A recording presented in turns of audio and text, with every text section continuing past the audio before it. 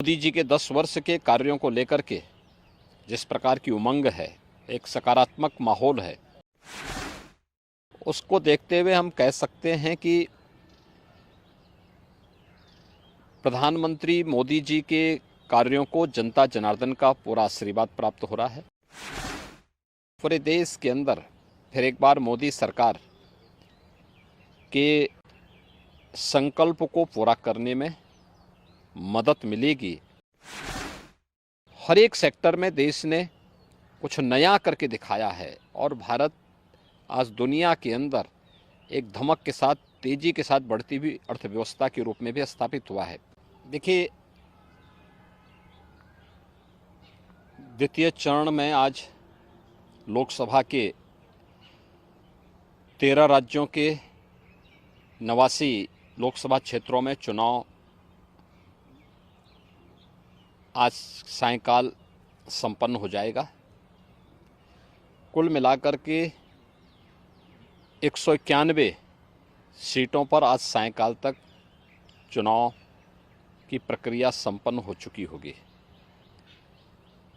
देश के अंदर जो उत्साह है, देश के अंदर लोगों के मन में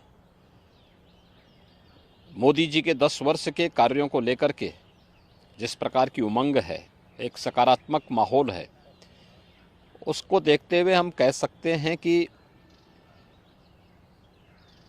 प्रधानमंत्री मोदी जी के कार्यों को जनता जनार्दन का पूरा आशीर्वाद प्राप्त हो रहा है और पूरे देश के अंदर फिर एक बार मोदी सरकार के संकल्प को पूरा करने में मदद मिलेगी। देश कार्य को देखना चाहता है और मोदी जी ने 10 वर्ष में देश को एक नई दिशा दी है। 10 वर्ष का उनका एक कार्यकाल देश भारत के स्वतंत्र भारत के इतिहास का यह एक स्वर्णिम युग है, स्वर्णिम कार्यकाल है। हर एक सेक्टर में देश ने कुछ नया करके दिखाया है और भारत आज दुनिया के अंदर एक धमक के साथ, तेजी के साथ बढ़ती हुई अर्थव्यवस्था के रूप में भी स्थापित हुआ है। इसलिए उसका लाभ भारतीय जनता पार्टी को प्राप्त होगा और मेरा ये मानना है कि मोदी जी के नेतृत्व में 4 जून को जब परिणाम आएंगे तो प्रचंड बहुमत के साथ भारतीय जनता पार्टी और एनडीए की सरकार फिर से तीसरी बार मोदी जी के नेतृत्व में बनेगी। मुख्यमंत्री जी, ये देखा जा रहा है कि इन चुनावों में भी जो विकास के मुद्दे थे वो धीरे धीरे गायब होते जा रहे हैं। उनकी जगह इतर नए इश्यूज और नॉन रेलिवेंट इश्यूज हम कह सकते हैं कि वो अपनी जगह लेते जा रहे हैं। ये मुद्दे कहाँ से आ रहे हैं, आप किस तरीके से देखते हैं? देखिए, ये कहना कि चुनाव में नॉन रिलेवेंट मुद्दे आ रहे हैं, मैं पूरी तरह सहमत नहीं हूं। चुनाव की शुरुआत में हम लोगों ने मोदी की गारंटी, जो विकास, सुशासन और सुरक्षा से जुड़े हुए थे, इन्हीं मुद्दों को हम लोगों ने जनता जनार्दन के सामने रखा था और पहला चरण इसी दिशा में आगे बढ़ा था। लेकिन इसी दौरान पहले चरण के ठीक पहले कांग्रेस और इंडी गठबंधन का जो सबसे बड़ा जो सहयोगी है वह कांग्रेस पार्टी का घोषणा पत्र सामने आ गया। कांग्रेस पार्टी ने अपने मैनिफेस्टो में जिन बातों का उल्लेख किया है वह भारत जैसे दुनिया के सबसे बड़े लोकतंत्र के लिए एक बहुत खतरनाक संकेत करता है। और चूंकि कांग्रेस का इतिहास इस पूरे मामले में हमेशा संदिग्ध रहा है, तो स्वाभाविक रूप से ये मुद्दे प्रासंगिक हो जाते हैं। हमने विकास के मुद्दे पर पिछले 10 वर्ष में मोदी जी के जो कार्य हुए हैं, इंफ्रास्ट्रक्चर के क्षेत्र में, सुरक्षा के क्षेत्र में, आत्मनिर्भर भारत के लिए गरीब कल्याणकारी योजनाएं थी, इन्हीं मुद्दों को लेकर के हम तो चुनाव में गए थे। लेकिन उनके मैनिफेस्टो ने हमारा ध्यान आकर्षित किया इस ओर। और आपने देखा होगा कांग्रेस के एक सलाहकार के रूप में सैम पित्रोदा, उनका वक्तव्य सबने पढ़ा। कांग्रेस ने इससे पहले यूपीए गवर्नमेंट के दौरान रंगनाथ मिश्रा कमेटी और सच्चर कमेटी की रिपोर्ट कांग्रेस ने की थी। कर्नाटक में कांग्रेस नेतृत्व की सरकार है और कर्नाटक की कांग्रेस नेतृत्व की सरकार ने जिस तरीके से पिछड़े वर्ग के आरक्षण के लाभ में जबरदस्ती मुस्लिमों को घुसेड़ करके और उनके अधिकार में बंदरबांट करने और उसमें लूट करने की शुरुआत प्रारंभ की है, ये सभी संदेह पैदा करता है। एक दूसरा, जो विरासत टैक्स की बात कांग्रेस कर रही है, यह भी एक खतरनाक इशारा है।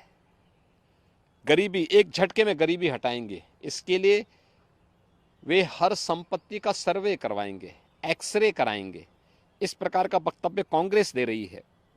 कांग्रेस का मैनिफेस्टो इस बात का उल्लेख कर रहा है और फिर उसके माध्यम से हर एक संपत्ति को ये लोग अपने कब्जे में लेकर के, यानी दोनों चीजें, एक तरफ ये लोग देश के अंदर मजहबी आधार पर देश के विभाजन की आधारशिला रखना चाहते हैं, दूसरी तरफ किसी ने मेहनत से अगर अपनी संपत्ति अर्जित की है, घर बनाया है, कोई प्रॉपर्टी बनाई है, खास तौर पर हमारी माताएं बहनें अपने लिए जेवर खरीदती हैं, उसको ये अपने अधिकार में ले लेंगे। विरासत जो बाप दादों की कमाई है उसका आधा ये लोग हड़प लेंगे। और तीसरा, व्यक्तिगत कानून, पर्सनल लॉ को पुनः लागू करने की बात, 3 तलाक की कुप्रथा को मोदी जी ने समाप्त किया, ये कहते हैं हम फिर से लागू करेंगे। यानी महिलाओं का इससे बड़ा अपमान हो ही नहीं सकता। तो स्वाभाविक रूप से इस देश का विभाजन जिन कारणों से हुआ था, अगर कोई राजनीतिक दल आज के दिन पर भी उन मुद्दों का उल्लेख करते हुए देश को उधर ले जाने का प्रयास करेगा तो उसका विरोध हर हाल में होगा।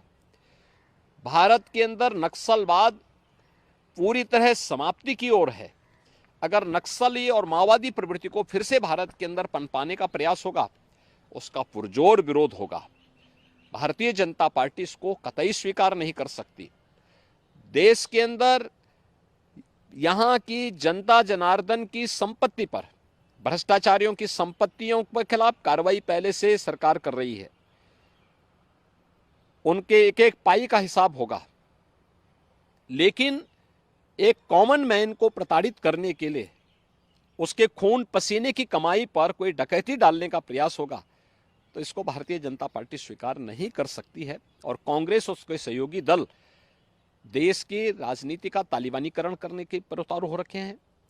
देश के अंदर माओवादी दुष्प्रवृत्ति को जबरन थोपने का प्रयास कर रहे हैं और पर्सनल कानून के नाम पर देश की महिलाओं का अपमान करने का प्रयास कर रहे हैं और लोगों की संपत्ति पर जो इनकी कुदृष्टि लगी हुई है, इसलिए ये मुद्दे आए हैं जो आज के परिप्रेक्ष्य में रिलेवेंट हैं। और इन मुद्दों को इसीलिए भारतीय जनता पार्टी पुरजोर तरीके से उठा करके जनता जनार्दन का ध्यान आकर्षित कर रही है कि सत्ता से लोग अभी कोसों दूर हैं, इनकी मानसिकता क्या है आपके प्रति, यह आप देख सकते हैं।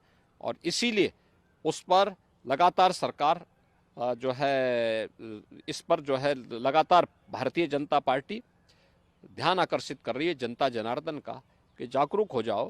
ये लोग जिस मंशा के साथ आ रहे हैं, इससे पहले कि इनके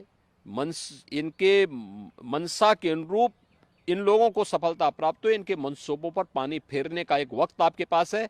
आपका एक वोट देश की तस्वीर और तकदीर को बदलने में निर्णायक साबित होगी और वह आपने 2014 में किया था, क्योंकि 11, 12, 13 में तत्कालीन केंद्रीय मंत्री पी चिदम्बरम बार बार विरासत टैक्स की बात कर चुके थे। आज वही बात तो सैम पित्रोदा कह रहे हैं। इसीलिए इन चीजों को लेकर के आज फिर से जनता जनार्दन को बार बार कहा जा रहा है कि वो कांग्रेस के इन मंसूबों पर समय रहते अपने वोट के माध्यम से पानी फेरने का काम करें, अन्यथा यह गठबंधन देश के लिए भी, कॉमन मैन के लिए भी और आधी आबादी के लिए भी भयंकर खतरा पैदा कर सकता है।